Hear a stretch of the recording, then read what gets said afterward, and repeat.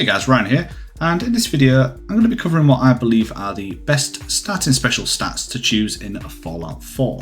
This video is going to cover a starting build that will allow you to use and improve most of the guns and armors you'll pick up at lower levels, unlock most locks and terminals, beat speech checks, and most importantly, allow your character to level up quickly. Okay, so let's crack on with this video, and to demonstrate the build I'm going to be using the Fallout 4 character build tool that's found on nukedragons.com. Okay, so the first attribute we're going to be covering is Strength. And Strength, what it does is it primarily governs your melee weapon damage and how much you can carry. Now I've set this as free, mainly because in the early game, decent melee weapons are quite rare, and the only perk that I pick up is the Armourer perk, mainly because at rank 1, it allows you to upgrade a full set of leather armour. Now of course later in the game at around level 13 or so, you'll find that metal armour pieces will start to appear, especially on raiders, so that would be a suitable time to upgrade that perk to rank 2. Now eventually of course you want to max out this perk as it allows you to upgrade the protection of your power armour, but really there's not really any other perks that are worth consideration in the early game. So next on the list is Perception, and this stat basically affects your accuracy when using the VATS. Now I set this to 4, and the reason for that is that there's 2 perks worth picking up early. The first perk is Rifleman, which as the name implies will govern the damage that your non-automatic rifles and shotguns do, and at higher ranks adds armour penetration and a chance to cripple a limb. The second perk after that would be Locksmith, and it allows you to pick higher level locks, although I wouldn't actually max this perk out, instead stop at rank 3, which allows you to unlock master level locks. Now especially in the early game you'll find that there's tons of advanced and expert locks in the local settlements. For example, I believe that Concord has quite a few of them, there's actually a couple in Sanctuary as well. It kind of makes sense to pick this perk up just to not miss out on any potential loot. Now that being said, there aren't really any other perks that we're picking up in the early game. So next is Endurance, which I set to 3. And Endurance basically determines how much health your character has and how many action points are drained when you're sprinting. So really the only perk worth considering is Life Giver, as this is just a flat increase to your total health, and at rank 3 allows you to regenerate your lost health. The next stat is Charisma, which I set to 6. Now Charisma allows you to get better prices for when you buy and sell items. It also governs the total amount of settlers that are available at a settlement, and also the chance that you're going to win a speech check. Now as I mentioned before, I set this to 6 for a specific reason. So firstly, this will allow you to select local leader early on in the game, which will allow you to build crafting stations at any settlement in the game. So for example, if you get a settlement that's only got an armor workbench, you want to craft some weapons, you can now build the crafting table that allows you to do that. And the second reason for taking local leader earlier is that it allows you to link and share resources between them. So in other words, if you've got all your crafting materials at one settlement and you want to use them at another, assuming that they're all linked together, you're able to do that.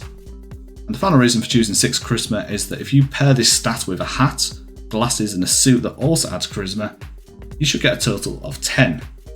And that means that you can pass almost any speech check in the game. Of course, the bonus of that is you'll be getting the best prices as well.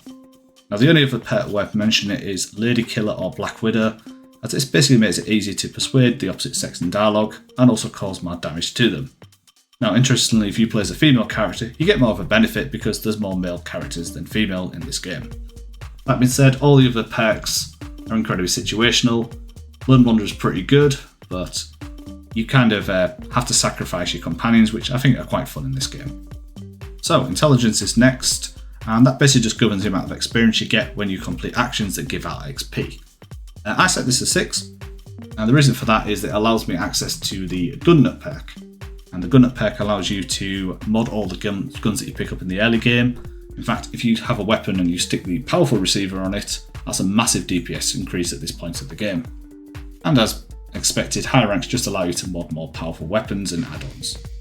So another perk that I pick up is the Hacker perk, and that really allows you to unlock terminals in the game.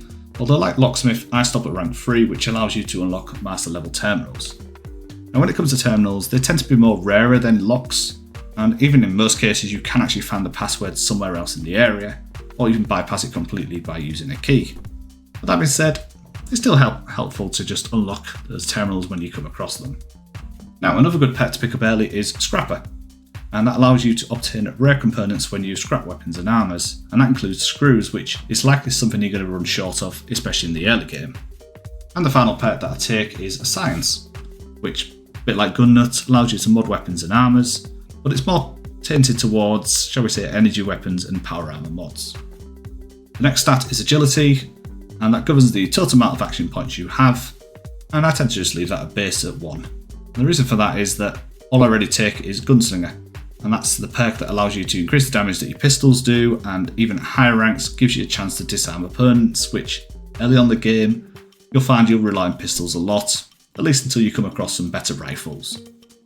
And the final stat on the list is Luck, which, as the name implies, determines how lucky your character is. Now, Luck in Fallout 4 determines the amount of hits in VATS it takes to charge your critical meter, and also has a slight effect on what loot you might find in game.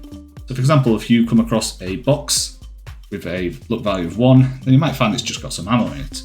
But then again, if you've got a higher luck value, the same box might contain a weapon, or even some better crafting materials. Now, in terms of perks, one that I tend to do is Bloody Mess, as this just gives you a straight 50% increase for all weapon damage, regardless of what weapon you're using. So it doesn't matter whether it's melee, ranged, doesn't matter, it's 15% across the board for everything. And the only other perk that I take is Idiot Savant, which is probably the best perk in the game. And the reason for that is that when it procs, it will either give you a ×3 or ×5 XP increase for any actions that would award experience. So in other words, if you complete a quest that gives you 100 XP normally, then triggering Idiot Savant could give you up to 500 instead. Now the way this perk works is it's based on your intelligence level, and the lower your intelligence, the higher the chance of activating. So for example, at 1 intelligence, I believe it's about 11% chance, and then at a 10% intelligence, it's a 1% chance. Now in our case, since I've chosen 6 intelligence, then it probably gives you about a 6% chance of activating, which if it happens during a early quest turn-in, that gets you a couple of easy levels early on. Okay, so with that, you now have an optimal special build that will allow you to conquer the early game of Fallout 4, because of course, everyone knows war never changes. Okie dokie, so in conclusion, the perk system in Fallout 4 is pretty good, although I tend to find that a lot of perks are incredibly situational, and even some of them become outclassed by others the further you get into the game. In either case, I hope you found this video helpful today, and if so, don't forget to leave a like, share the video, and subscribe to this channel for more content like this in the future. As always, thanks for watching guys, and I'll see you again soon. Bye!